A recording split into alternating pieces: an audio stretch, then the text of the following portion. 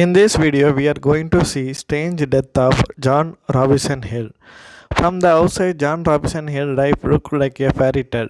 Born John Olive, she had been given up adoption at the young age by her unmarried mother and had been taken it by the Hudson oil-born named David Sastam Robinson, known as Ash, to his friends, and his wife Ria.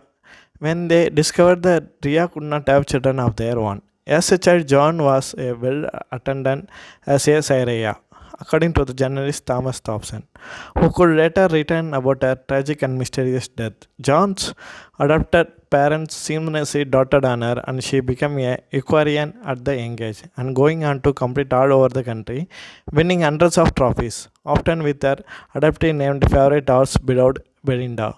However, John's life also married by difficulties. She was married and divorced twice before she reached the age of 20, with both marriages lasting less than a year. Then in 1957, she married John Hill, described by the Onsen Chronicle as one of the city's leading plastic surgeons. The two became a fixture of the Houston social scene and moved into a mansion in the Bethany River Oaks neighborhood. By that time, they have a 5-year-old child named Richard, but according to the later accounts, the two already largely lead separate lives. Though he was a successful plastic surgeon, John Hill was deeply in debt to his father-in-law.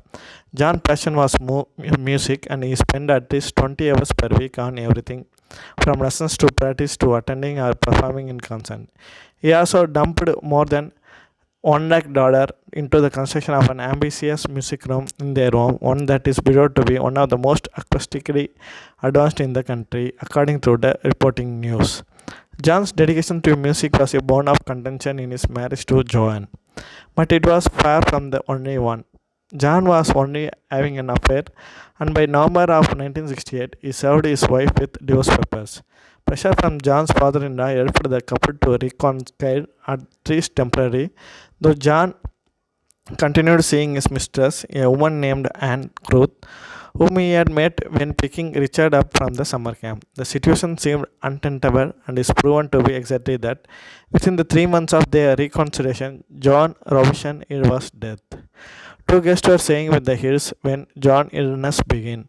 On March 15 of 1969, John began vomiting and was eventually confirmed to her bedroom for rest. By March 18, John was also semi-conscious and her husband took her to the hospital, though he refused to call an ambulance. Instead, he drove her himself and taken her to the hospital, some 40 minutes away without emergency or intensive care facilities.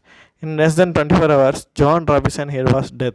John Hill was present in the hospital, and it is said that his cries were so loud that they were heard by the patient on the another floor.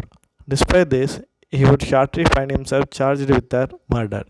The beginning of the charges stemmed from the fact that John Hill ordered his wife's body to be taken away immediately by a funeral home. Within 5 hours of her death, Joan's body was already in the process of being embalmed, despite the fact that Texas state law required an autopsy for anyone who died in the hospital within 24 hours of admittance.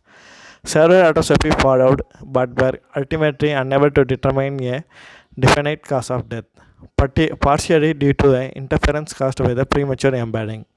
As Robinson used the considerable influence that his fortune led him to push for a district attorney to launch a murder investigation, ultimately leading John Hill to be the first person ever indicated by the state of the Texas on the charge of murder by omission, as the jury found that he has intentionally contributed to his wife's death by not getting her medical care sooner. There was yet another complication waiting in the wings, however. Following John Robinson Hill's death, John Hill had married his mistress, but their matrimony did not last long. At this murder trial, Anne Cruz testified against him, claimed that he had confessed to her that he had murdered his first wife and he had tried to kill her on 3 separate occasions. Unfortunately, because her testimony contradicted the prosecution case of murder by omission, it opened up the opportunity for John Lawyer to move for the mistrial. His second murder trial was scheduled to begin in November of 1972, but John did not live to see it. On September 24, 1972, John was gunned down by a masked killer when he interrupted an apparent robbery at the same mansion where he and Joan had lived. Bobby Van Vandier, and two accomplices were arrested for the murder of John Hill. Vandier said that it was an contract killing, and he had paid $5,000 to end John Hill's wife, who pointed up that money. Many people suspected Hill's father-in-law, but the truth, whatever it might have been, never came to light, and Vandier himself was gunned down shortly thereafter, this time by a police officer in Longview, Texas, where Vandier failed to avoid trial. This seemingly put an end to the case, albeit without much in the way of closure. But an murder as mysterious and high profile as it, one who was born to begin repairs and make a mark on popular culture.